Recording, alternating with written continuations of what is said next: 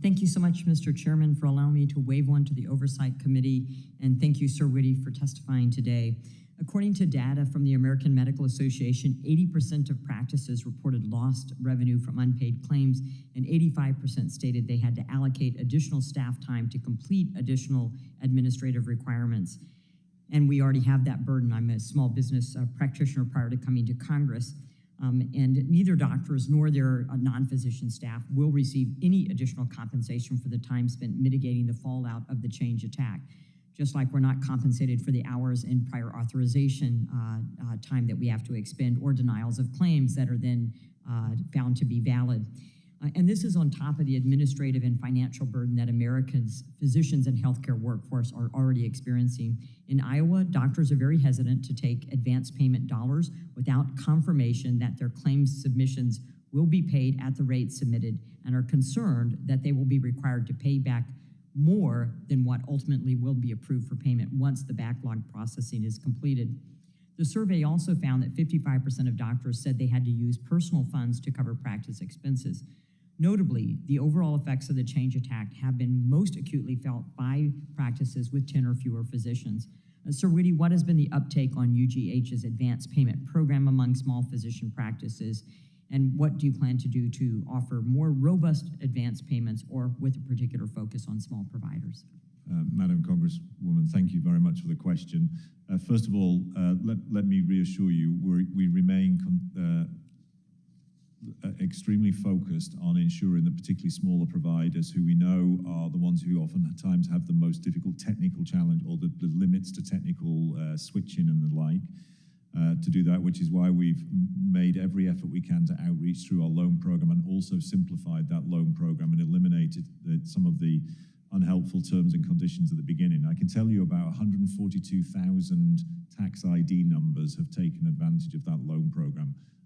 I can't tell you how many providers are underneath a tin, because it varies and they move from tin to tin, but 142,000, that's about a third of all the provider tins that were associated with Change Healthcare before the attack. So very substantial uptake.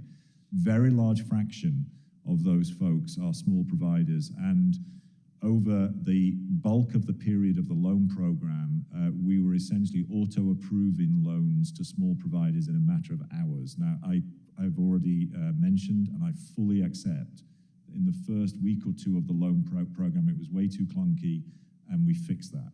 And we've seen a very substantial uptake, and I'd also just like to reiterate that program remains open.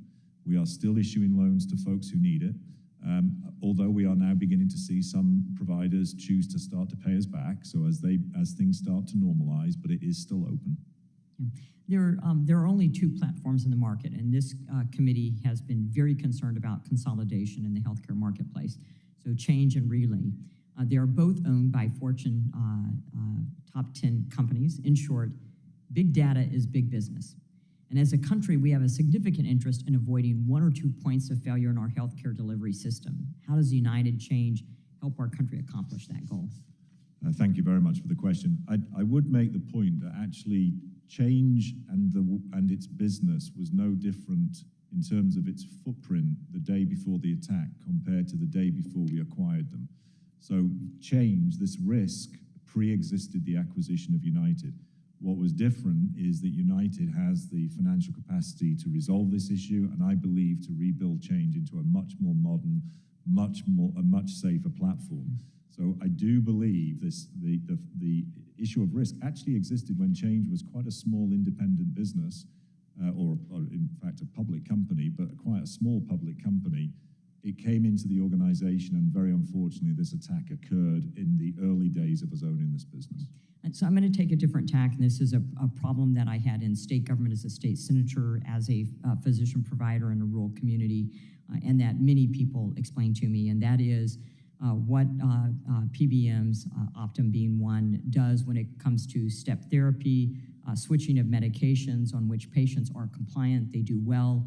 This is especially true for different providers.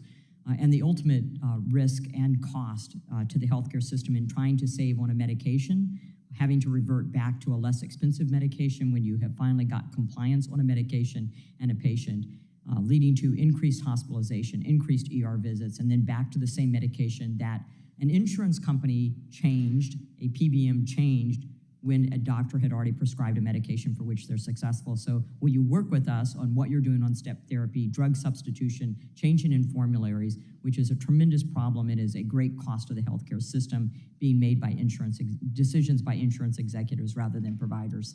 Yes, absolutely. And within our PBM, we rely on an independent drug and therapeutic committee advice, but I also recognize that the sorts of situations you described do occur, and I'm very happy to commit to us working for ways in which we can improve that. We ought to be able to do better.